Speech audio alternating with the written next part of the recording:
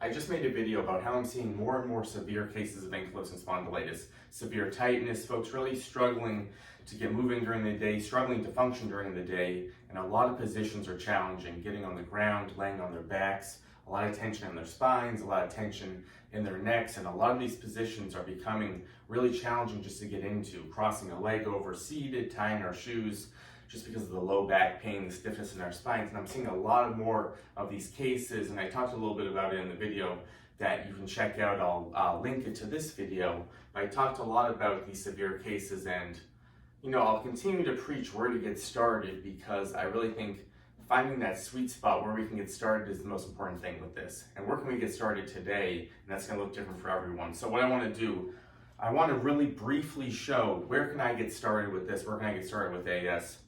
Just start working on the flexibility, the posture, in a really simple way from home. So let's get into this. A couple things today. First, with the wall, the best place to start is just working on the posture without stressing the joints. So feet a couple inches away from the wall. And I'm gonna work on the hips come back, and I'm gonna try to get my whole back into the wall. And this is where you gotta find your sweet spot, because maybe it's hard to get that low back in. That's where we engage the core. So first, belly button pulled in, abs tight, glutes tight. So first we work on that core to really engage ourselves, so we can start thinking about getting that low back into the wall. That's step number one. Even if your upper body's off the wall, low back drilled in, core tight, feet a couple inches away. And if that's too hard for you to kind of tuck that low back under, you can come farther out. So we start there, core tight, and then we start thinking about that mid back, shoulder blades squeezed together, so that upper back, and then the head is the last part. So wherever you're at, maybe you can come back, the head doesn't come all the way back, but you can get everything else nice and upright. You can start working, the core's tight, I'm squeezing my shoulder blades together, and my head's as far back as comfortable. So start with a couple second hold with tension in that back and the core, glutes squeezed, and then you come off the wall. So you gotta find your sweet spot. If you can come all the way back, you can hold and really squeeze the shoulder blades down and back. And if say you're holding this for 5 seconds and you start to feel the low back ache, you would start just 2-3 seconds. So always start with that posture, and you've seen in my videos where once I'm getting this going, I'm then getting some movement overhead, but with my back drilled in, these wall slides. And the same principles here. We want to start with the most comfortable range of motion. So back drilled in, and we can work these overhead reaches, but I'm not arching off the wall. I'm trying to really stay drilled back. And you can still do this. If you're not all the way back into a wall, you can still comfortably work on these overhead reaches, but with those same principles. The core tight, the back engaged. So find that sweet spot. Maybe you start 10 repetitions of both an overhead reach and I like the wall slides, but maybe with this, you just start with holding this position, and over time you can gradually start to work overhead. But these can be really challenging at first, so that's why I talk about find that sweet spot where you first work on the posture, and even the smallest range of motion is where we start, because we'll progress it over time. So number two, the hips can get incredibly tight with AS. So I love this seated stretch where we're thinking about upright posture, and a lot of folks have trouble crossing a leg over. So we really want to start this with as flat a back as possible, core tight to try to take a little pressure off the low back. A lot of folks, when they cross this leg over, they can feel that low back ache.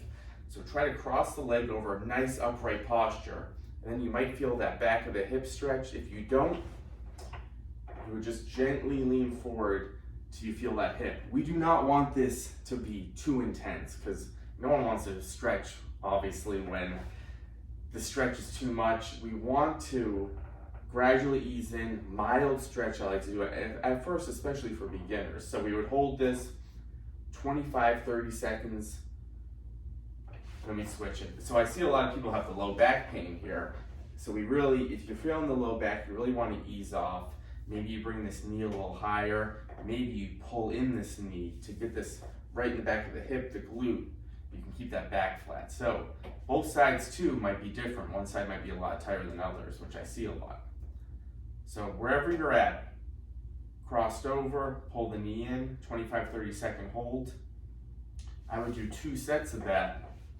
If that seems to be too much, if you feel the low back, you have to ease off, because then we can't progress it properly. We start feeling it in different areas. We really want this in the hips so we can start to work on that hip rotation. We can really start to kind of feel better in that position. So the wall's number 1, the hip is going to be number 2, and 3, I like to think about finding ways to get strength early on. And one thing we want to think about is back strength to support the posture. So I like a light band for this because we can really get 2 things going. We can stretch the chest, which can get incredibly tight from that kyphotic posture, from that forward posture. We have so much tension in the front of the body.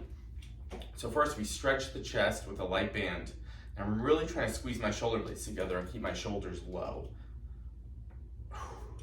So I'm really getting into that mid-upper back, and you'll kind of find that this loosens you up a little bit too with that strength component. So number 3 here is strength. Especially we want to think about core and back strength. This is a great upper back.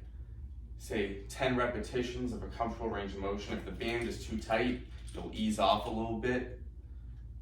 And we don't want this to incredibly fatigue us. We want a little fatigue so we can build, but in the beginning, I like to look for more looseness than soreness.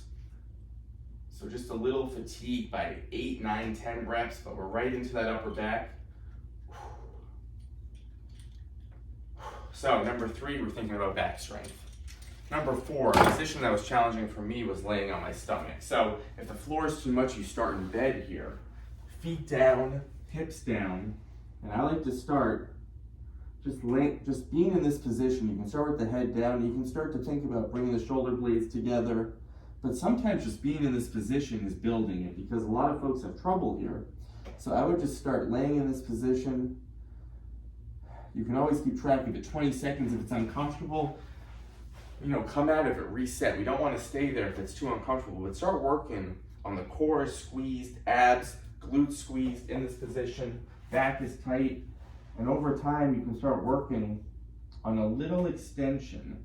So I like to start with everything kind of glued in, and it's a really small range of motion. It doesn't have to be this. You'll see a lot of people in yoga do this. This is fantastic if you can progress to this over time, but we do not want to do this if there's low back pain. The point of this is a little extension for the posture. So I like to start really small. Abs tight, feet drilled in.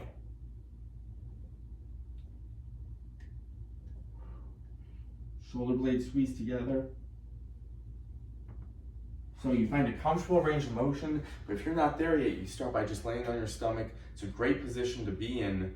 It can also take a lot of pressure off the back too when you're into it, but I talked about in my other video, this is one of the positions that was really challenging for me, and I shied away from doing it because it caused knots in the back, and I really, you start to get concerned, so you start to force it. So I had to take a huge step back. All right, let's just start with where am I at the sweet spot right now. We want to find that sweet spot with everything so we can progress it over time instead of what I did, which is not do it for years and then it becomes harder. So find that sweet spot over time so you can keep progressing it. So there's 4 great things right there. I want to finish with a 5th, and that overhead mobility. I see a lot of folks really struggling reaching overhead, having shoulder problems, probably because of the forward posture. So one thing I like to do, the supported downward dog, using a countertop. I'm going to use my desk right here. Feet about hip width, small bend in the knees, and we can start to think about coming back through the hips, and you'll find a nice hamstring stretch, calf stretch, but we're also looking to get those arms overhead. We're stretching the back.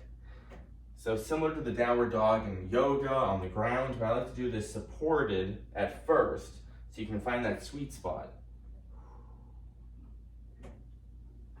You can work on holds, 5-10 seconds, or you can work like I'm doing here where I'm just working on sinking back. So what this does is, with AS we have a lot of trouble bending over because of the low back. The hamstrings can get incredibly tight with AS. So this is a great way to be supported and work on that bending motion, but again, to your comfort zone. You can always start higher up if you really feel the hamstrings.